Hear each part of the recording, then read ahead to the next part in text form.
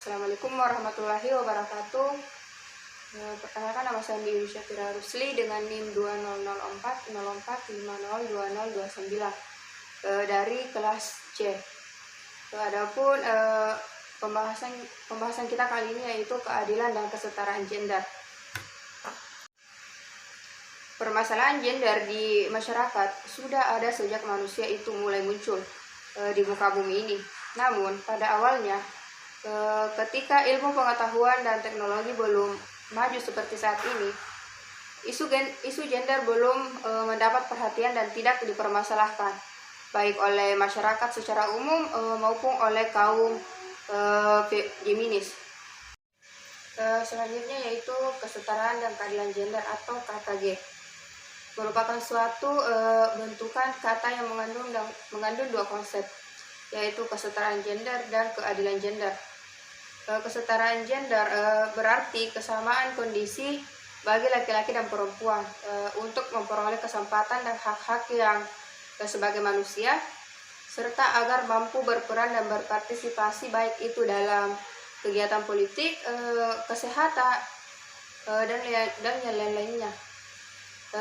Kesetaraan gender ialah kondisi di mana perempuan dan laki-laki menikmati status yang setara dan memiliki kondisi yang sama untuk mewujudkan secara penuh hak-hak asasi dan potensinya bagi pembangunan di segala bidang kehidupan. Sedangkan keadilan gender ialah suatu kondisi adil untuk perempuan dan laki-laki melalui proses budaya dan lingkungan yang menghilangkan hambatan-hambatan bagi perempuan dan laki-laki.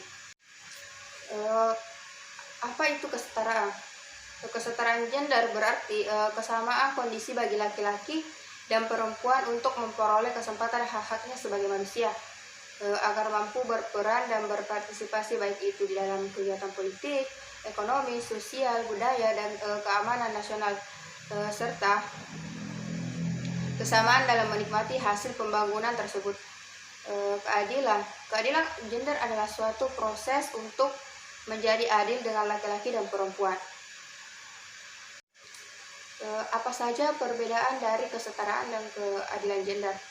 Kesetaraan dan keadilan gender yaitu dalam redaksi penggunaan katanya, kata kesetaraan berarti sama atau sebanding antara perempuan dan laki-laki.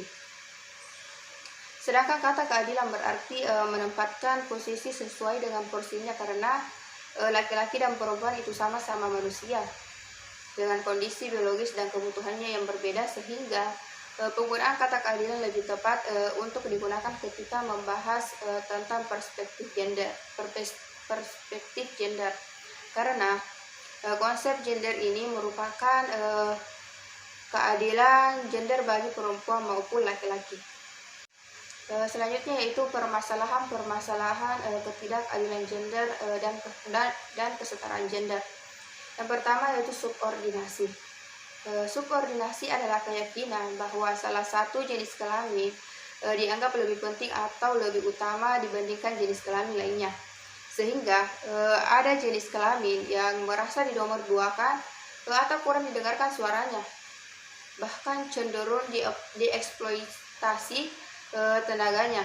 Terdapat beberapa contoh permasalahan subordinasi, yaitu apabila seorang istri yang hendak mengikuti suatu kegiatan seperti tugas belajar dan berpergian ke luar negeri, ia harus mendapat izin dari suami. Tetapi apabila suami yang akan pergi atau melakukan sesuatu, ia dapat mengambil keputusan sendiri tanpa harus melibatkan izin dari istri. Yang kedua yaitu double burden. Beban kerja ganda yang sangat memberatkan seorang adalah sebagai suatu bentuk diskriminasi dan ketidakadilan gender. Terdapat beberapa contoh permasalahan double burden yaitu perempuan mengerjakan hampir 90% dari pekerjaan dalam rumah tangga, sehingga bagi mereka yang bekerja di luar rumah, selain bekerja di wilayah publik, mereka juga masih harus mengerjakan pekerjaan domestik. Dengan demikian, perempuan melakukan beban ganda yang memberatkan. Yang ketiga yaitu kekerasan atau violence.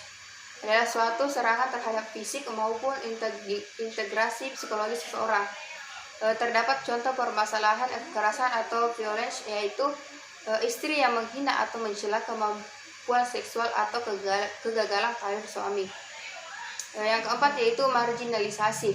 Proses kemiskinan yang dimana merupakan proses sikap perilaku masyarakat maupun kebijakan negara yang berakibat pada penyisihan atau kemiskinan bagi perempuan atau laki-laki.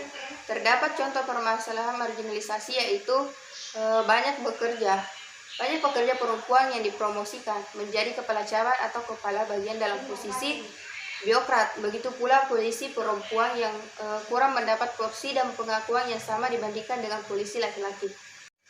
Baiklah, yang terakhir yaitu stereotype. Adalah suatu pembelaan atau penandaan yang seringkali bersifat negatif secara umum terhadap salah satu jenis kelamin tertentu.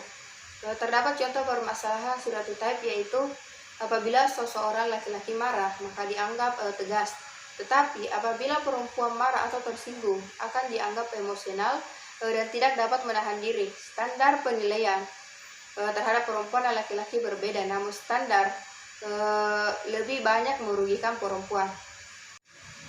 Baik, mungkin itu saja penyampaian materi dari saya. Wassalamualaikum warahmatullahi wabarakatuh.